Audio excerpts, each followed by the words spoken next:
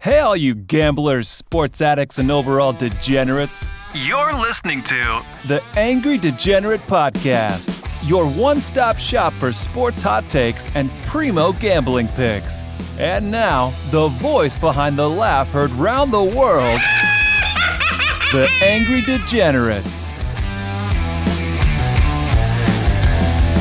And welcome to the Angry Degenerate Podcast. I am once again your lifetime Angry Degenerate, Michael Alexandre.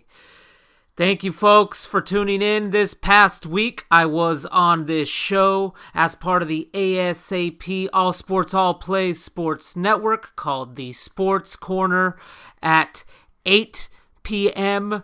Pacific Standard Time, along with my co-hosts, Greg the Keg and Nate the Great. It was a fantastic show. We talked about, preseason football, which kind of, grinds my gears because I hate talking about preseason football. But I mean, what the hell is there to talk about right now? Unless you're a soccer fan or unless you're dialed in to Major League Baseball, which some of us are.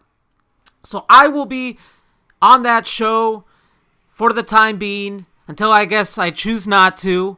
Those two guys will be my guests, my hosts, my co-hosts, and I will also be there next week, next Monday, 8 p.m. Pacific Standard Time. Join us on YouTube Live and Facebook Lives. Join me and make some comments. Keep the conversation going. It would be fantastic. But on to today, and today's episode is going to be a little bit off the whim. I don't really have any notes. I'm just going to be harping on a few topics that come to mind. It's going to be primarily football-based because that is the season we are in, but I will also touch a little bit on Major League Baseball, and I will also touch on the soccer world with Cristiano Ronaldo. And then I also have my dumbasses of the week, and I also have my picks of the week, which, once again, I was a fantastic success last week. I was 3-0, but I also will have a horror story to tell you at the end.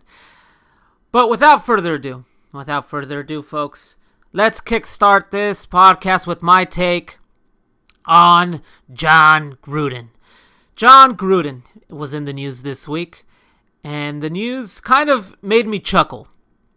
One of Jon Gruden's first acts as head coach of the Oakland Raiders, now Las Vegas Raiders, was to essentially clean house. He got rid of Amari Cooper. He got rid of Khalil Mack. Perhaps, the Raiders couldn't afford them. But I kind of have a take on that because, as you see nowadays, the salary cap really doesn't matter. Teams finagle the situation so much with all this signing bonus money and what have yous. I think they could have got the deal done, but the problem is I don't think Khalil Mack wanted to be an Oakland Raider at the time, which, to me, obviously makes sense. The Oakland Raiders are the Oakland Raiders. They haven't won a goddamn thing for so long. So, of course, Mark Davis brings in Jon Gruden, the head coach that last saw success with the Oakland Raiders in the late to early 2000s before he headed off to Tampa Bay and won the big game. Jon Gruden had been away for a little while. He won the Super Bowl with Tampa Bay. Then he had absolutely zero success following that. In fact, I don't think he won a playoff game with Tampa Bay following that victory at the Super Bowl with Tony Dungy's team, by the way. He got canned. He kind of revived his career at Monday Night Football. In fact, that was the best move he ever made by doing the QB camp and reviving his career because his stock was through the fucking roof. Guess what? The Oakland Raiders, at the time, come dialing in. They give Jon Gruden a deal of a lifetime. $100 million 10-year contract. You're going to be our head coach to close out Oakland, open up a new stadium, and kind of take the Las Vegas Raiders into success, or what they thought. But guess what? Jon Gruden is kind of stuck in 2003, folks. He made another puzzling decision this week, which some people are saying, well, you gotta you got to call them just to see where they're at. But what Jon Gruden did, to me at least, is it showed that Jon Gruden does not have a plan at all, at least on the defensive side of the ball. Let's be honest here. He runs personnel. He runs the personnel of the team. It's not Mike Mayock. Mike Mayock answers to Jon Gruden. Jon Gruden this past week called the Chicago Bears, or not this past week, but sometime this offseason, called the Chicago Bears to see where they're at on Khalil Mack. Are they wanting to get rid of Khalil Mack? Khalil Mack signed $90 million in guaranteed money with the Bears. He's been an all-pro with the Bears. He's been to the postseason 2 out of the 3 years. Some detractors will say, well, he hasn't done much with the Bears. 1 all-pro year, which is very hard to do, will tell you otherwise.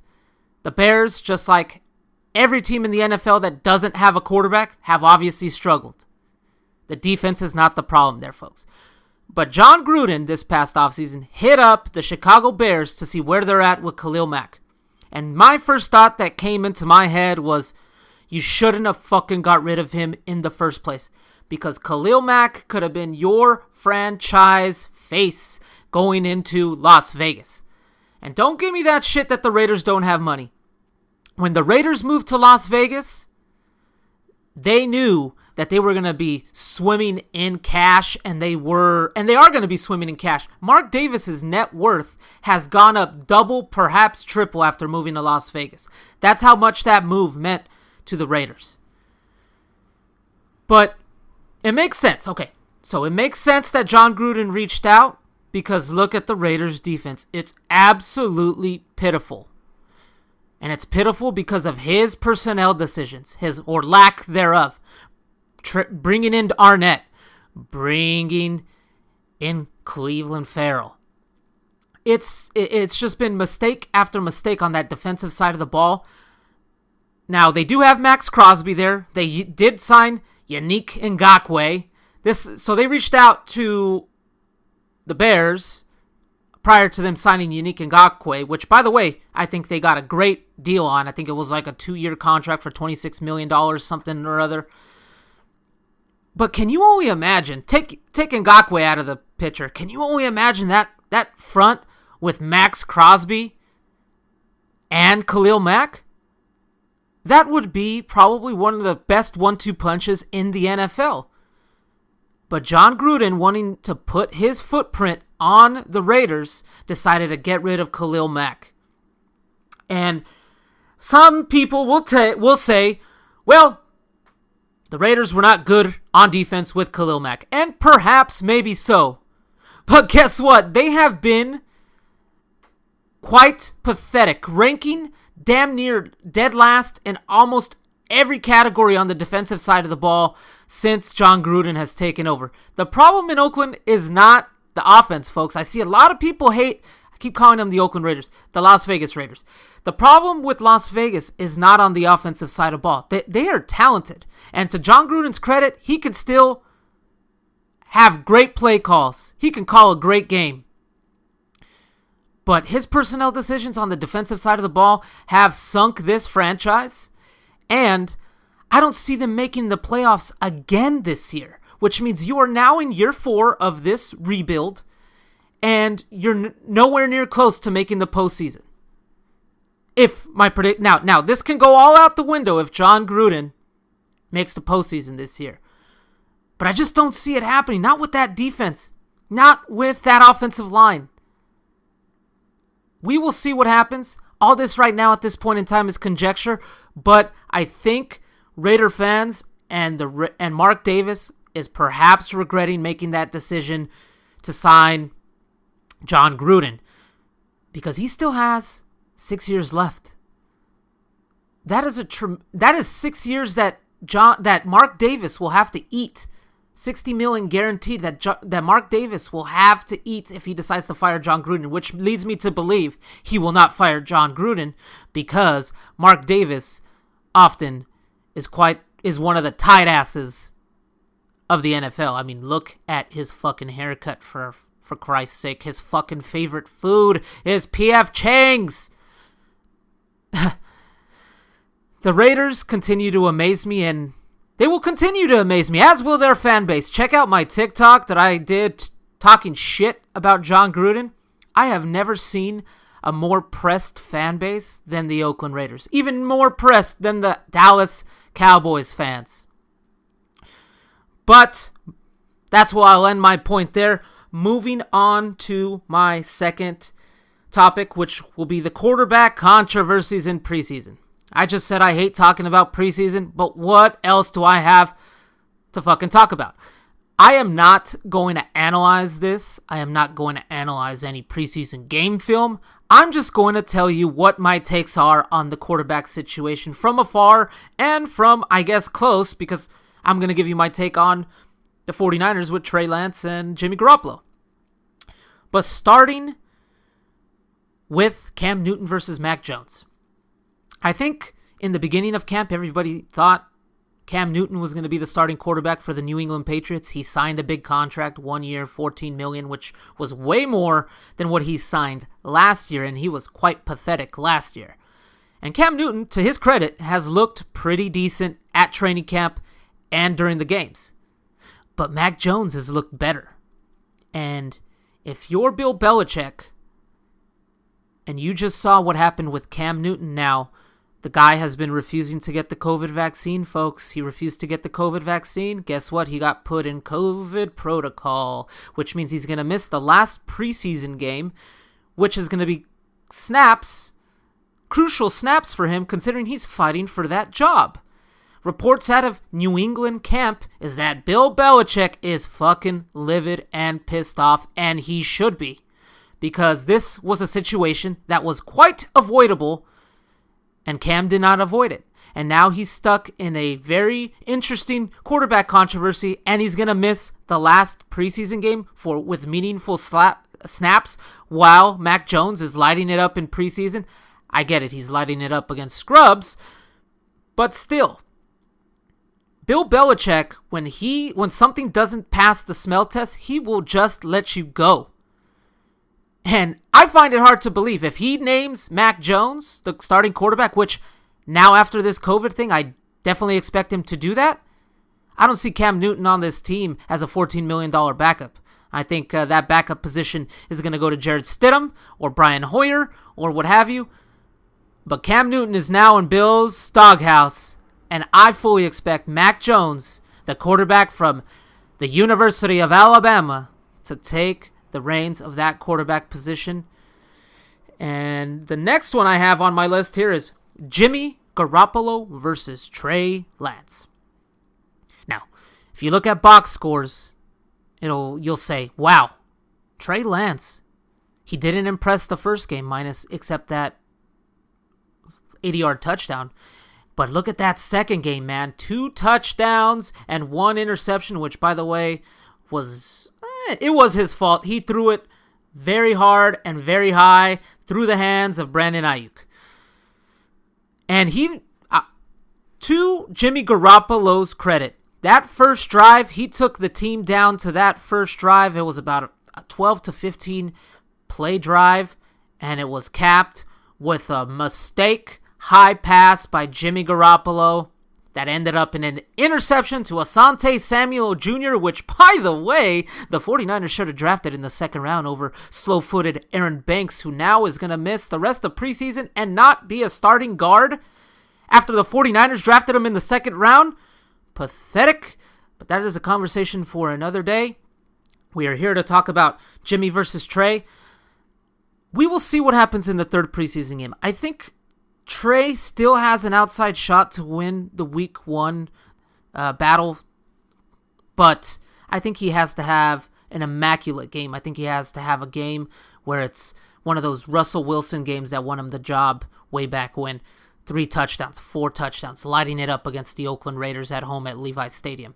Because to his credit, he has looked good, but he has been playing behind scrubs, which everyone has. Nobody's starting their starters here in this preseason. But there is some things that I'm a little worried about. I got kind of some shades of Colin Kaepernick with Trey Lance this past week. He was throwing heaters, fastballs with no touch at all. Now, as the game went on, he got more comfortable, and I think that's what this is all about. Trey hasn't played a fucking game in well over a year. He needs just that time. He needs that time to get comfortable with his teammates, and he's not even getting comfortable with the number ones. He's getting comfortable with the numbers 2s, 3s, and 4s, which is another problem, which is why I don't really analyze this crap preseason. But in my humble opinion, while Jimmy Garoppolo has not been impressive, he's been Jimmy. He's been a guy that can make some plays, but then he makes a lot of boneheaded decisions, just like he did this past week when he threw the pick. But Trey did a very similar thing as well, where he threw the pick. But the difference with Trey is he can give you that extra dynamic of being able to run the football, which by design you have not seen this preseason. Ain't nobody going to show you their playbook this preseason. Nobody's going to do that. But I don't think as of today, before the preseason game happens, the last preseason game happens, I do not think Trey Lance has done enough to win the quarterback job. I think Jimmy Garoppolo will start week 1. I think that Kyle Shanahan is giving Trey Lance every opportunity to try to win the starting job. It just seems like he wants Trey to show him to be the starting quarterback. But he hasn't done it yet. We'll see what happens game 3. But I fully expect Jimmy Garoppolo to be the week 1 starter. But knowing Jimmy's background, he's due to get injured once or twice or have a couple of these stinker games where you could possibly see Trey Lance step in. But Jimmy's lucky here because he's starting the first 2 games of the season against the Detroit Lions and the Philadelphia Eagles, which should be a quick 2-0 for the 49ers. But my pick here is I got Jimmy Garoppolo starting the season. Now we got another interesting quarterback controversy in Chicago. Dalton versus Andy Fields. Everyone in Chicago is clamoring for Justin Fields. They are clamoring for a quarterback. They have not had a Pro Bowl level quarterback since Sid Luckman in the 1950s. Think about that. There have been many of fans out there that have not seen a good quarterback for the Chicago Bears, which is a franchise that is often thought of as one of the most sacred franchises in the NFL, but they have not been able to talent evaluate a quarterback for the life of them, and they might have got one that dropped into their lap because the Denver Broncos did not draft him despite the fact that they had a quarterback need. Justin Fields by far has looked amazing. He has looked great in preseason, in training camp. Andy Dalton has looked like Andy Dalton. Andy Dalton has looked like the Andy Dalton of 4 years ago. He has not improved. And in the NFL, if you're not improving and you're staying stagnant, you're going to be left behind. Now, why Andy Dalton's lucky is because he's behind some of the stupidest management in the NFL. We're talking about Nagy, the head coach, and Ryan Pace, the general manager, who, by the way, was able to draft Justin Fields after the miss in Mitchell Trubisky. Usually you don't see general managers who whiff on one quarterback make it to their second quarterback to draft in the first round. He got lucky, but I still think because of the disorganization in that organization, I think they're going to go with Andy Dalton week 1. And here's my reasoning. I think Justin Fields, he has shown a lot. I think he's fan-fucking-tastic. There's some problems. He holds on to the ball quite a while. Andy Dalton gets the ball out much quicker. Justin Fields holds on to the ball a lot longer, and their offensive line with Chicago is a fucking mess.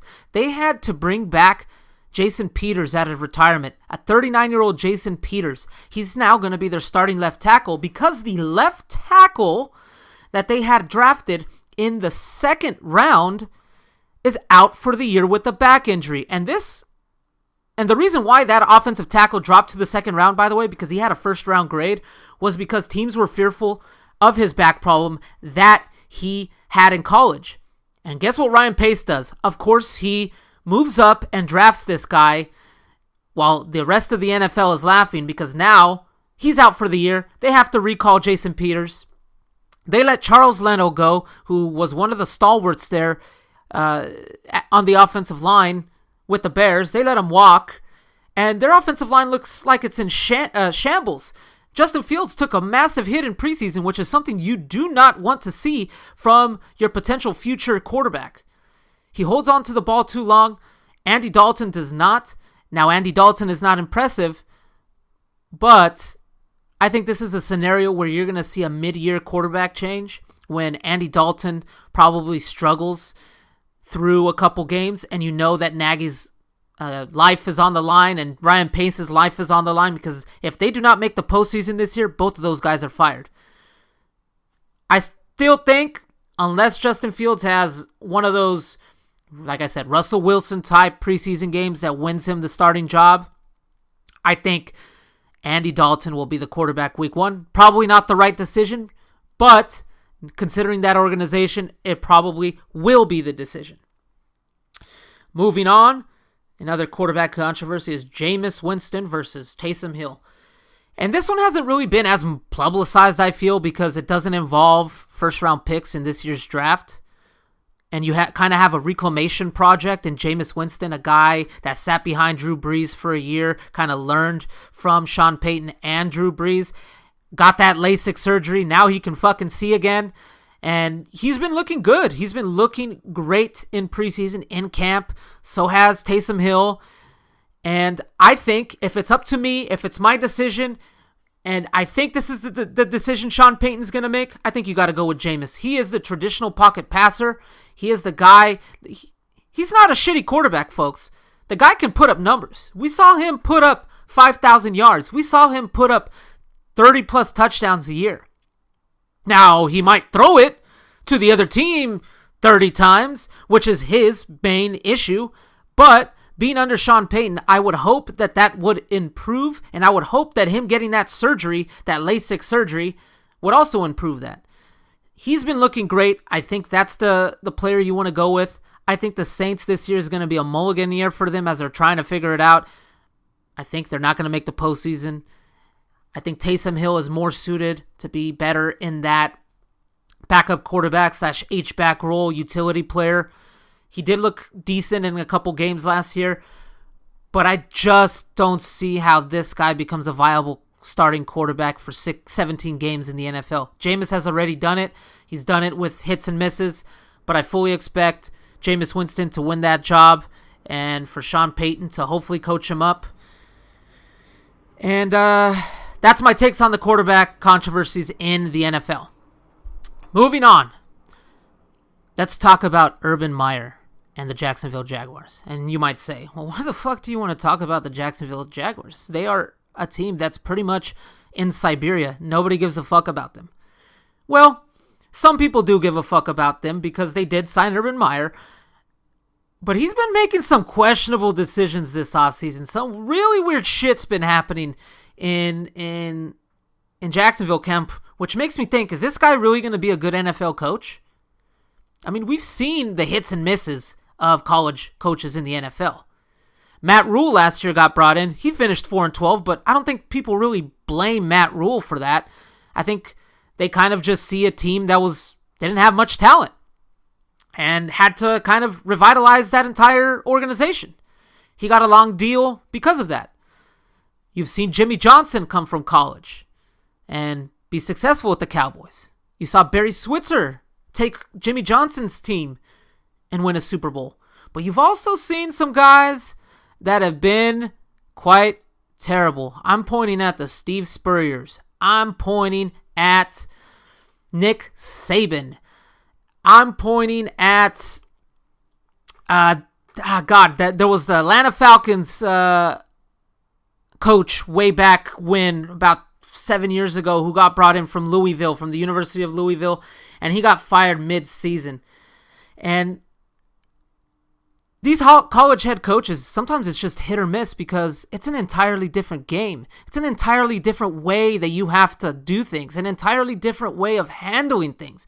And Urban Meyer so far strikes me as a guy that's still kind of stuck in college and trying to apply those college traits that were successful there in the NFL. Some of the things that kind of... And by the way, his general manager is Trent Baalke, who was the famed general manager with the 49ers that will forever live in infamy for some of the decisions he made and for the way he left the organization. The guy is not a very good general manager. Let's just put it on that. So I think Urban Meyer's relying a lot on him for, player scouting and all this type of stuff. But Urban Meyer has made some weird decisions this offseason. He came in and, of course, drafted Trevor Lawrence, but he's not even willing to name Trevor Lawrence the week 1 quarterback. It's like, come on, guy. We know that Trevor Lawrence is going to be the week 1 quarterback. These guys, now that they're in the NFL, they are fucking grown-ass adults. You don't need to try to fuck with their emotions like that. Trevor Lawrence is going to be your number 1 day quarterback, beating out Gardner Minshew. Let's just say that. You should have said that from week 1. Now, you're kind of seeing Trevor Lawrence kind of doubt himself a little bit. And I don't think that's something that you want to do with your number 1 overall draft pick, who some experts consider to be one of the biggest talents to ever come out of the NFL draft. You don't want to put self-doubt in that guy over a guy who's not even capable of winning games in the NFL like Gardner Minshew is. I think he went 1-7 last year. I think his overall record is like 7-13. That's not a guy you want to kickstart this new era with the Jacksonville Jaguars. You want Trevor Lawrence. Should have came out and started him and said he's the quarterback week 1. Now recently, which is not his fault, Travis Etienne is now out for the year. This is one of their number 1 draft picks this year, a running back out of Clemson. That's going to hurt him because they were apparently they drafted him as running back, but apparently they want to try him as wide receiver, running back, pseudo wide receiver, running back, which I thought was really weird because when you draft a running back in the first round, he should be a running back. You shouldn't say, well, I'm going to draft this running back in the first round. I'm going to switch him to wide receiver. That's another weird fucking decision he decided to make in training camp. But the fact that he got injured, at the end of the day, it's not his fault, but he's going to have to figure this out and scheme this because they had a lot of plans for him. And I think that's going to be obviously a negative on their draft picks, because if you draft a number 1 overall pick and he's out for the year, he has an injury with his ankle, which, by the way, that Liz Frank injury or whatever the hell it's called, it can linger. And it's one of those things that can come back quickly. And he's just, and then how can I forget? He's doing he did the whole Tim Tebow thing, brought him back from the dead, brought him back, got some media attention, released him because he obviously was fucking terrible. And then, of course, there was this thing that was released that apparently Urban Meyer was having problems with NFL free agency, struggles with NFL free agency because he couldn't talk to them, he couldn't recruit them. Guess what, Urban? It's not fucking college anymore, dude. Just a lot of these weird little things that I hear coming out, which makes me think if he's actually going to be fully capable of running an NFL franchise. And how can I forget? The first bad media news from him was when he signed this strength coach who was a notorious fucking racist. I think he came from Iowa, and he has posts all over social media supporting white power movements and all this kind of crap. How can you be so stupid, Urban? But, I mean, this is par for the course with this guy. You see some of the decisions he's done internally with the Florida Gators, internally with Ohio State. He's that type of guy where, if things go rough, if things go bad, he's going to bounce. And he's done that in every single position. He did that with the Florida Gators. The going was getting tough. I know he had some medical issues, but they had some problems there with the Florida Gators in terms of recruiting violations. He bounced. Same thing with Ohio State. He bounced recruitment violations. Also, their coach apparently he knowingly hired a coach in Ohio at Ohio State that apparently beat his wife repeatedly like a drum, and he turned a blind eye to it despite the fact that he knew about it. Just little weird controversies always happen with Urban Meyer, and it happened again in the NFL. It's just something for you to look out for this year. If the going gets tough with this guy, if they finish 2-14 or 2-15, or they just don't look like an NFL team and they look like a fucking college football team, things might look bad there in Jacksonville. But of course, things might look good, and then you just fucking toss this aside and say, what the fuck is the Angry Degenerate talking about? It'll be another cold, hard take. But that's my take on Urban Meyer. Just watch what's going to happen here. Watch closely, because if the going gets tough, he might leave, and he might have destroyed a quarterback to go along with it. Moving on, I'm going to talk quickly about soccer. Cristiano Ronaldo. The big news out of soccer this week is that Cristiano Ronaldo apparently told Juventus that he wanted to sit on the bench this week because he's trying to figure out whether he wants to get transferred or not out of Juventus. And they sat him, and there was reports out of Juventus up to the time of the game that they were going to play him. Allegri, their coach, was saying, oh no, he's going to play. He did not play. Well, they did bring him in towards the end of the game. And of course, they were up 2-0. They tied the game 2-2. Udinese. And then they brought in Cristiano to try to save their ass. And he damn nearly did by having one of his trademark header goals. Except this time, it was called back because VAR deemed that he was like a shoulder offsides. Bad luck on that regard. But this whole transfer news got me thinking, what's going to happen here? Because he's put in his transfer request. There's only a week left in the transfer market in Europe. And the amount of salary that Cristiano Ronaldo commands, there's only a handful of teams that can pay for him. You're thinking about the Manchester Cities of the world, which, by the way, I hear is the preference for him and his agent, George Mendes. There's Chelsea. And then there's PSG. But PSG already got their man in Messi, man. So unless Mbappe goes to Real Madrid, which, by the way, I believe they put in a 188 million euro request in for transfer, I don't see a way in hell how he's going to go to PSG.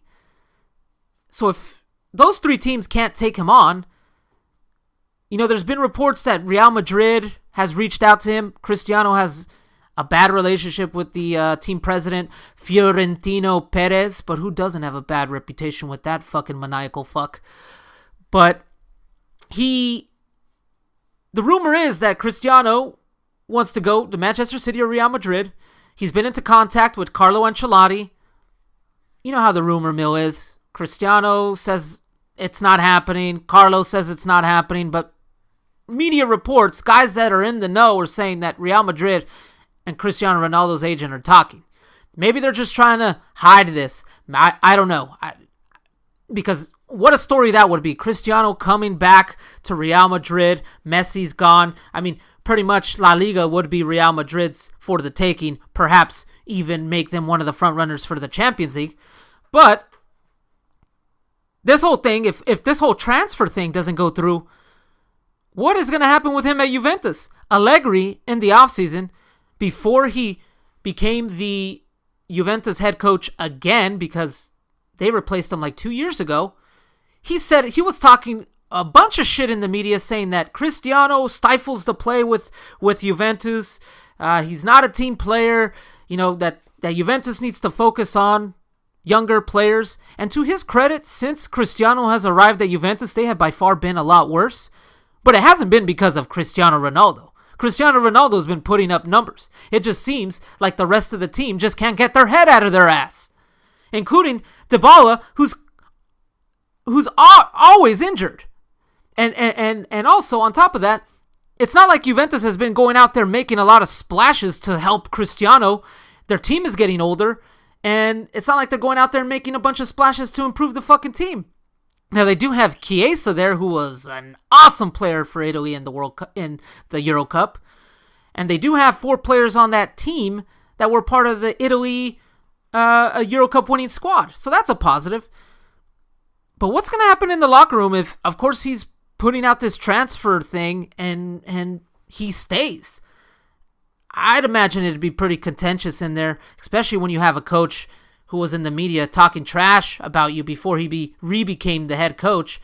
Something to watch for this developing situation with Juventus. They started the season out with a 2-2 draw, and they were up 2-0, and they came and tied. Udinese came back to tie the game at 2-2. The keeper was fucking pathetic. He had 2 howlers. He just two big mistakes that he made to allow those 2 goals in. And Juventus is, struggling to take off. I mean, it's only 1 week, but it will be very interesting to see how this develops. I personally would like to see him apply his trade back in England with either Manchester United, which I don't think will happen because they paid a shit ton of money for Sancho and Varane, or Manchester City. But I just don't think he kind of vibes there with the way Pep likes to play. I personally think the best place for him to go is Real Madrid, or perhaps if Mbappe leaves PSG, to align him with Lionel Messi, his eternal rival. We shall see where this goes. Regardless of the point, he's not going to be in Juventus next year because his contract runs out and teams can bid for his services on a free. Maybe that'll be the year that he finally makes his trek to the MLS and builds an empire here bigger than David Beckham. But we shall see. We shall see what happens. Keep an eye on that. My last take of the week is talking about baseball real quick. I want to talk about how baseball is talking with the leadership, with the Players Association, about writing up minimum payrolls of $100 million starting next year. Apparently, that is the story in the news, is that Major League Baseball and the Commissioner's Office is having dialogue with the Players Association about having teams spend a minimum of $100 million on the season. And I think, personally, that should happen because the competitive balance at the moment in Major League Baseball is out of whack. It's out of this world.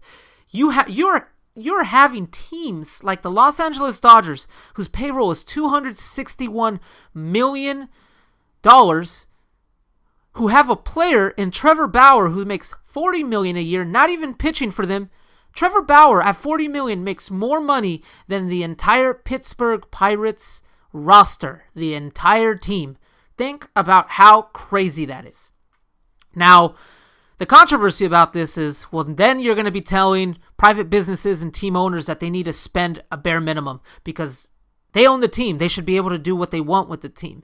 If you're a team like the Oakland A's, who constantly is penny pinching, only spending $60 million per year on your payroll, but you're always competing, that could be a positive because then you're going to have a little bit more money to play with. But why should Major League Baseball tell John Fisher, the owner of the A's, that, hey, you must spend $100 million? What if his operation here in Oakland is just about making profit? Oftentimes, business owners just want to make profit. Duh. That's the whole part of being in business, is to make as much profit as you can.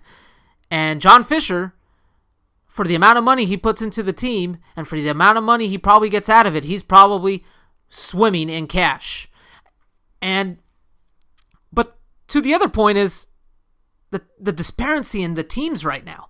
You're looking at teams like the Cubs, who went on 10 to 12 game losing streaks. Baltimore Orioles, who are currently on like an 18 game historic losing streak. Some of these teams, Arizona, who's on pace to have their worst record of all time in their franchise history. The haves and the have-nots are real in Major League Baseball at the moment. And it's having an effect on the divisional race. Look at a team like the San Diego Padres, who has to contend with teams like the Dodgers and the Giants in the division. Meanwhile, the team that's fighting them for the wild card, the Cincinnati Reds, has to play the Pirates the rest of the year. And I've read something that the Reds are like 9-1 against the Pirates, and they still have a shit ton of games against them. That, to me, is not quite even and fair. But hey, life is not fair. I just think I see both sides. I see how it'll be great for the competitive nature of Major League Baseball to have more teams spending more money to be competitive. But I also see the other side of things of, hey, you shouldn't let private business owners, you should let them dictate how they want to run their business. And if they want to run their business very cheaply, then players also have an option not to fucking play with that organization. You feel me? And if players don't want to play there and if fans tune out, then Major League Baseball can kind of step in. But at the moment, I'm just kind of in the middle about that. I would say I'm like 60-40. I would say I'm way more for the competitive balance of the game, making games more watchable, making games mean more. I mean, who really wants to tune in on a Tuesday night and on August 25th to watch the Baltimore Orioles versus the Toronto Blue Jays? Very fucking few people. But maybe if those teams maybe if the Orioles spent a little bit more and weren't tanking, maybe that game would be a little bit more interesting. And maybe the teams would be more closely aligned in terms of talent. But it's a really tough situation. Let's see how that develops. And let's move on to my next segment, which is the Angry Degenerates Dumbasses of the Week. The first step to recovery is admitting you're a dumbass. The Angry Degenerates Dumbass of the Week. My dumbasses of the week. I'm breaking news here a little bit, but by the time you listen to this, it won't be breaking news. The Denver Broncos are my dumbass of the week. The entire organization, perhaps, quite possibly, Vic Fangio is going to be the dumbass of the week, but the entire organization, John Elway included. The report out of camp today, is that the Denver Broncos are going with Teddy Bridgewater to start over Drew Lock to be the starting quarterback in week 1. And my first immediate reaction to this was to fucking laugh at this. Let me get this straight. You're going to bring in a glorified backup. Teddy Bridgewater is the epitome of a great backup quarterback in the NFL, but a guy that cannot hack it as a starting quarterback in the league. You look at what he did last year with the Carolina Panthers, the team that finished 4-12, a team that had talent on the offensive side of the ball. They have Robbie Anderson. They had Curtis Samuel. They had DJ Moore. And guess what he did? They finished 4-12. They have Joe Brady, the guy that led the New Orleans Saints. The LSU Tigers to the championship game in college football the year before in a historic offensive year. They have him as offensive coordinator. And Teddy Bridgewater looked fucking pedestrian. 15 touchdowns, 11 interceptions. This is the modern day NFL, folks. If you play a 16-game season and you only have 15 touchdowns for the entire year, you might as well pack it in. So guess what?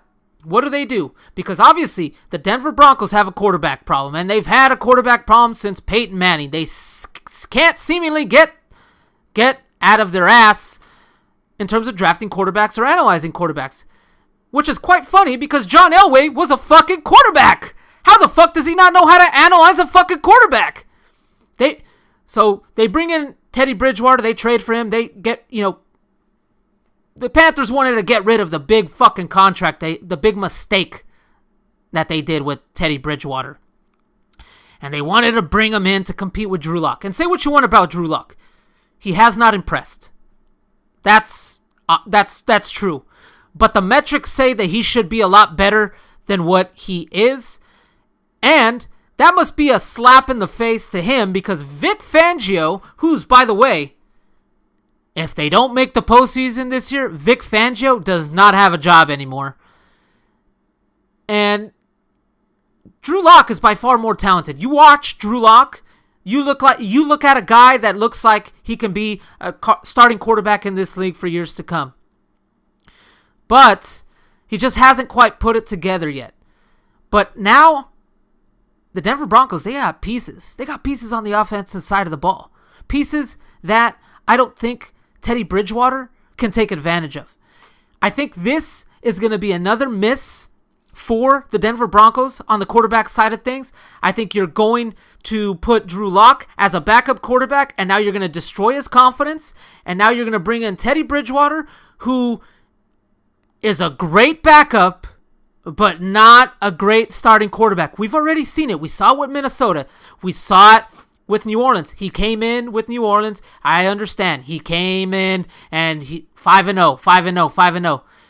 That's a small sample size. We saw the real Teddy Bridgewater last year, 4-12, with a very talented offensive side of the ball. Yes, I know they were missing Christian McCaffrey, but Mike Davis stepped in and played well.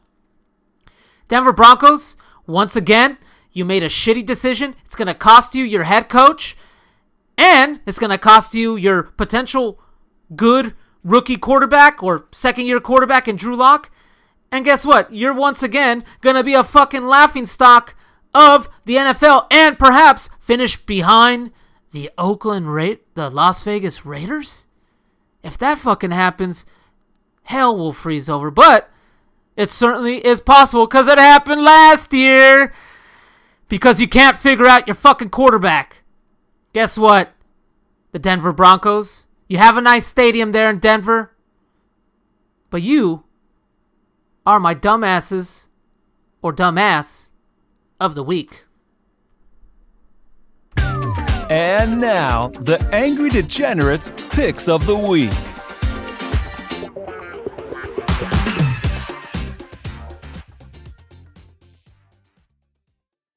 Folks, my picks of the week. I went 3-0 last week. Once again, putting money in your motherfucking pockets. I have now brought my total, since I started this podcast, to 26-13, which is a 67% winning percentage. That is fucking godly in the gambling picks world. I have 4 picks for you this week. I'm going to recap the picks last week real quick. I had Tottenham away, beating Wolves on Nuno Espiritu Santo's revenge tour. He beat them 1-0. I had Chelsea beating a very bad Arsenal team away at the Emirates 2-0.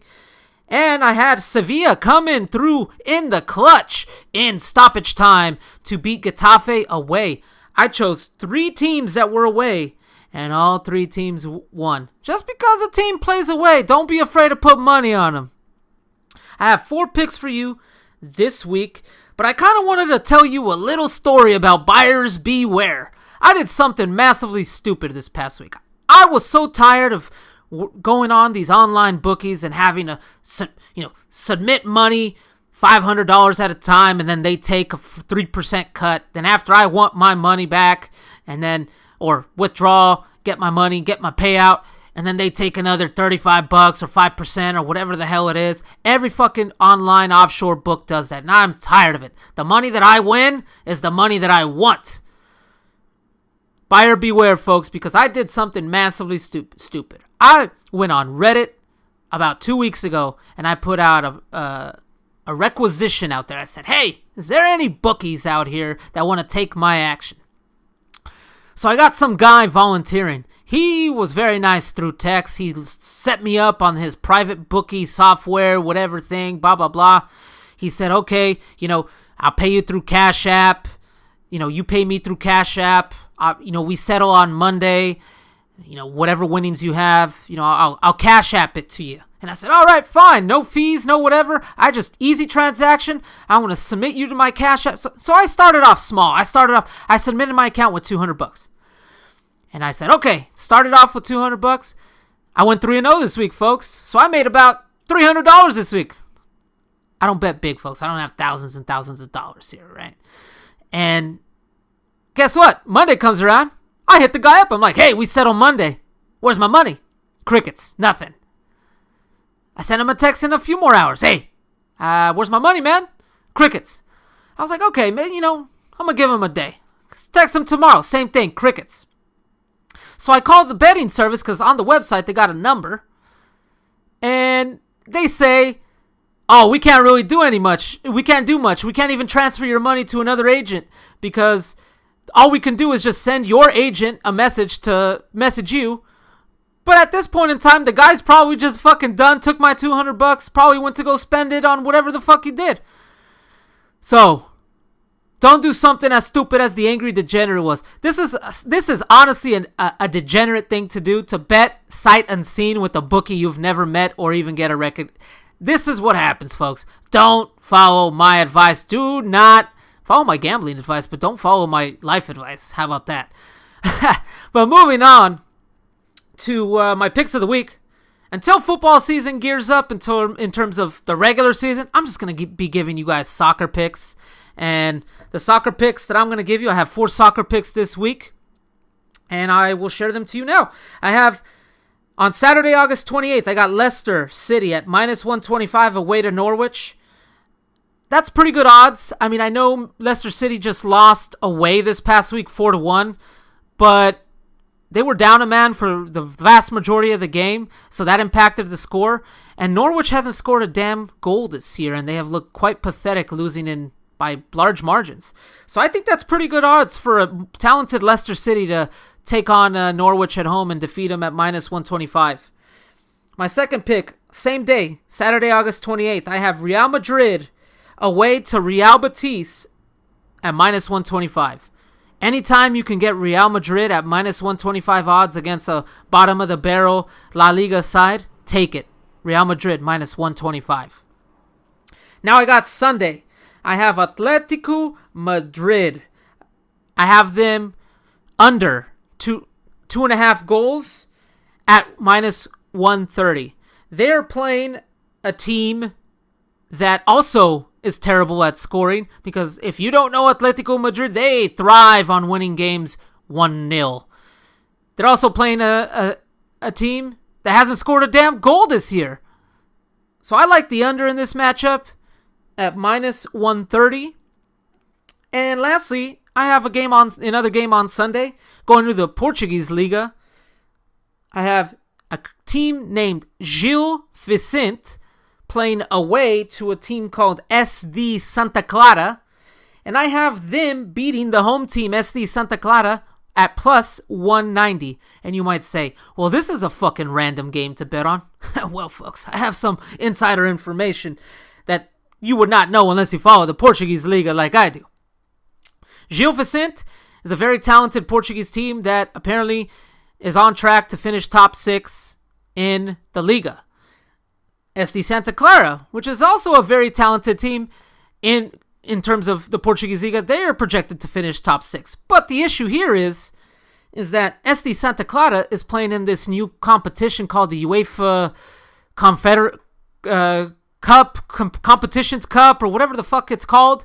It's a third-tier NIT style European competition, and they have to go fly all the way to Croatia, which the game is on Thursday, and then fly all the way back to the Azores Islands in time on Saturday. So they're going to be jet-lagged as hell, and I fully expect that to have an impact on their performance. So I got Gil Vicente at +190 here to win the game. So to recap, I have Leicester City playing away to Norwich, -125. I have Real Madrid at -125 away to beat Real Betis. I have Atletico Madrid under 2.5 goals for the game at -130. And then I have Gil Vicente at +190 to beat Santa Clara in the Portuguese League at +190. So, thank you all. Those are my picks of the week. I hope you tail them. I fully expect, hopefully to go 3-1, hopefully 4-0. We shall see. And that's my episode for this week. Please, once again, follow me on TikTok at the Angry Degenerate. Follow me on YouTube. Subscribe on YouTube. Follow my podcast. Leave a review. Follow me on Facebook. And tune in next Monday, 8 p.m. Pacific Standard Time, to the Sports Corner. I'll share it live on my Facebook. I'll share it live on IG. It'll be on YouTube Live. The Sports Corner, FB Live, YouTube Live, 8 p.m. Pacific Standard Time. Check it out with my co-hosts, Greg the Keg and Nate the Great. Thank you all for listening to my podcast, and I shall see you next week. Hey, thanks for listening. If you had a good time, be sure to subscribe to the podcast and leave a review as well. And follow at the Angry Degenerate on Instagram and TikTok for all the latest updates, hot takes, shit talking, and of course, some high quality grade A trolling. Until next time.